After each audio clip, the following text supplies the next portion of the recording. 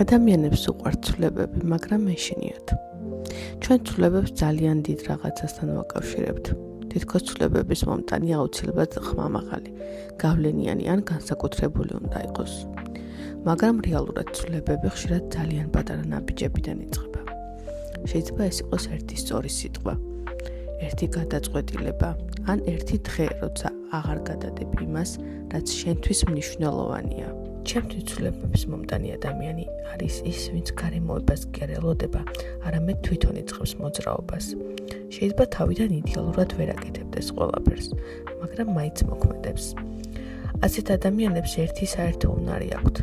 პასუხისმგებლობას არ გაურბიან, საკუთარ ცხოვრებას სხვებს არ აბრალებენ, სწავლობენ, ვითარდებიან, შეცდომებსაც იღებენ და მაინც აგრძელებენ გზას.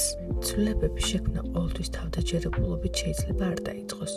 ის ზოგჯერ იწყება შიშთან ერთად მოქმედებით, იმიტომ რომ ბევრი ადამიანი ჯერ სრულ მზადყოფნას ელოდება. რეალურად კი მზადყოფნა მოდის პროცესში. ალბათ ამიტომ მგონია, რომ ცვლილებების მომტანი ადამიანები იდეალურები კი არ არიან, უბრალოდ ერთ მომენტში გადაწყვეტენ, რომ საკუთარ ცხოვრებაში მაყურებლის როლში აღარ დარჩნენ.